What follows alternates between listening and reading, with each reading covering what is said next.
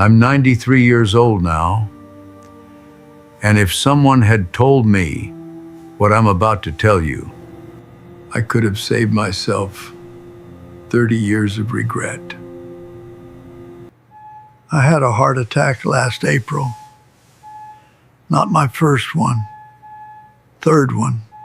And when I woke up in that hospital bed, the first thing I looked for was my wife. She died 11 years ago. I still look for her. That is what 50 years of marriage does to a man. Even when the person is gone, your eyes still look. Your hand still reaches to the other side of the bed at night. And every single morning for 11 years, there's that half a second when you forget, and then you remember. And it hits you all over again. I am 93 years old. I've had 3 heart attacks, 2 knee replacements, and 1 surgery I'd rather not talk about. I eat breakfast alone. I eat lunch alone. I eat dinner alone. At a table that seats 6 people. I bought that table in 1974. It was always full back then.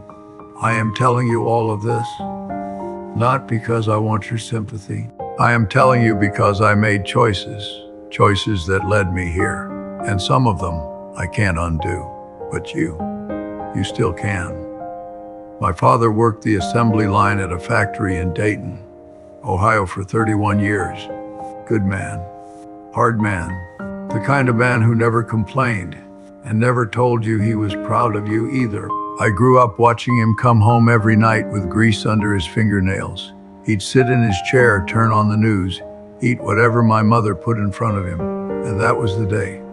That was his whole day. And I promised myself I was never going to be that. I was going to be more. By the time I was 28, I was managing a plant with 140 employees. By 35, it was 460. I wore a tie every single day. I drove a car my father could not have afforded, and I felt it. That feeling of, I made it. What I didn't realize was that I had traded one kind of absence for another. My father came home tired and quiet. I came home late and distracted. Different version of the same problem. I just dressed mine better. Carol and I got married in June of 1959. She wore her mother's dress. We didn't have much. We didn't need much. We had a small house on Elm Street, a 57 Chevy that needed work, and $2 in a savings account.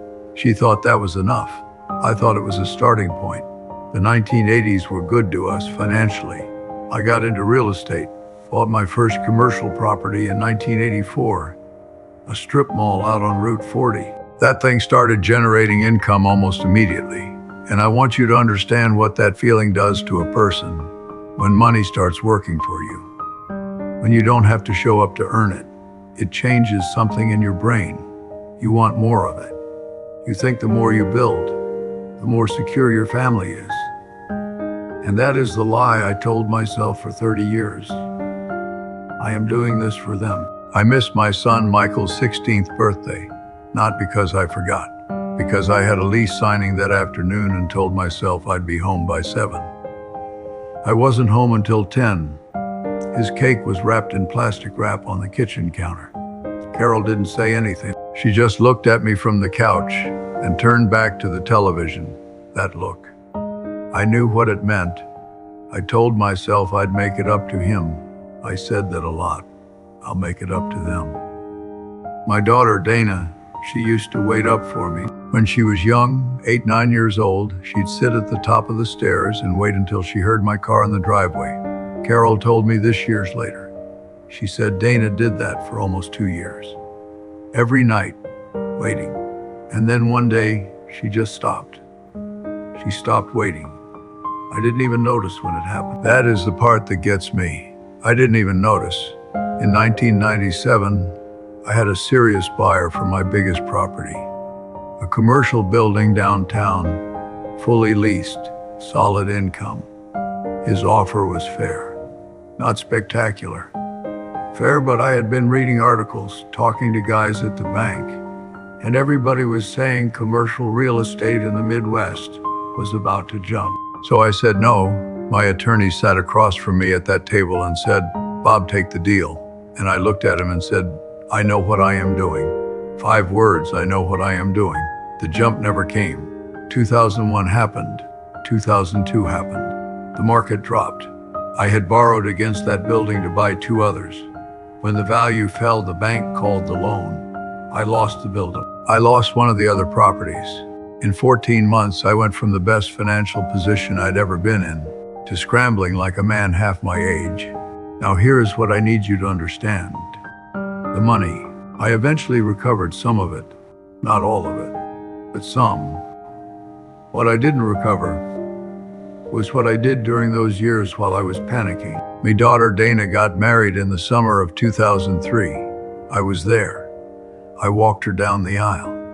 I gave the toast at the reception. But 3 days before her wedding, she called me twice in one afternoon. She needed help with something. Something about the rehearsal dinner, the timing, the seating. I don't even remember the details now. What I remember is, I was on the phone with my bank, trying to restructure a loan. I saw her calls come in, and I let them go to voicemail. Both of them. I called her back the next morning. She said, "It is fine, Dad." But her voice, I heard something in her voice that I hadn't heard before. Not anger, not even disappointment, just a kind of quiet, like she had made peace with something. Like she had closed a door somewhere inside herself. And I stood in my kitchen holding the phone, and I knew she had stopped expecting me. She was right too. Carol got her diagnosis in October of 2005, breast cancer, stage 2. The appointment where the doctor told her I wasn't there. I was across town meeting with a contractor about a renovation project. She drove herself to that appointment. She sat in that office alone. She heard those words, alone, and she didn't call me until she was back home. I asked her why she hadn't called me from the doctor's office. She was quiet for a moment. Then she said, "I didn't want to interrupt you." 46 years. We had been married 46 years. And she had learned that calling me meant interrupting me. That is not the husband I wanted to be. That is the husband I was. She passed in January of 2009. The last real conversation we had, she was in the hospital, 3rd floor, room 14. The hallway always smelled like antiseptic and old coffee. I can still smell it. She held my hand, and she said, "You were a good provider, Bobby." That was the compliment she gave me. After 50 years, you were a good provider. Not, I felt loved. Not, you were really there for me. Just, you provided. And 2 days later, when she was very tired and very quiet, she looked at me and she said, "You were never really home." She didn't say it with anger. She wasn't trying to hurt me. She was just telling me the truth. One last time, because that is who Carol was. She died 6 days later. And I've been carrying that sentence every day since. You were never really home. I am not telling you this because I want you to feel bad for me. I made my choices. Every single one of them. No one forced me to take that call instead of answering my daughter. No one forced me to miss that birthday. I chose it. Every time. I told myself there was a good reason. There was always a good reason. But the truth is, I was afraid of slowing down, afraid that if I stopped pushing, everything I built would fall apart. But here is what actually fell apart. My house has been quiet for 11 years. Not peaceful quiet, empty quiet. The kind of quiet where you hear the clock on the wall tick, tick, tick, and you are aware of every second going by. I have a cleaning woman who comes on Thursdays. She is a good woman. I don't know her last name. She doesn't know mine. She calls me sir. My son Michael lives 4 states away. We talk on the phone once a month. He is polite. He is kind. But there is a distance in his voice that I put there. 20 years of missed moments. They add up. They build a wall, and you can tear some of it down, but you can't tear it all down. Not at 87, not at 93. So let me tell you the 3 things I know for certain, not opinions. Certainties. Things I'd bet my life on, because in a way I already did first. Your family does not need your best version. They need your present version. They don't need you after the deal closes, after the project ends, after things calm down. They need you tonight, at the dinner table.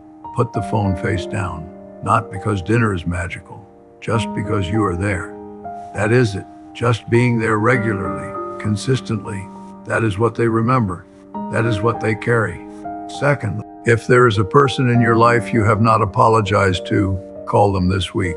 Not a text, not an email. Pick up the phone or get in the car and say the words out loud. I am sorry. I should have been better. You don't need a big speech, just those words. I called my daughter, Dana, when I was 87 years old. It took me 30 years to make that call, she cried. I cried we lost 30 years of something we could have had, but at least we have now. Don't wait until you are 87. Third, stop waiting for life to slow down before you start living it. It will not slow down. The inbox does not empty. The bills do not stop. The demands do not disappear. You will be busy until the day you die. So the question is not, when do I have time for the people I love? The question is, am I willing to make it? Because I promise you. At 93, sitting alone in a house full of furniture and empty rooms, you will not once wish you had worked more. Not once. I've been alive for 93 years. I've seen recessions and wars and things I hope you never have to see. I've built things and lost things and built them again. And the only moments I would go back to, if I could, aren't the closings, aren't the deals, aren't the nights I felt like I was winning something. They're the Tuesday nights in 1974 when the kids were small and Carol was in the kitchen and it smelled like whatever she was making. And the kids were loud and running and driving us crazy and nothing was happening, nothing important, nothing at all. That is what I'd go back to.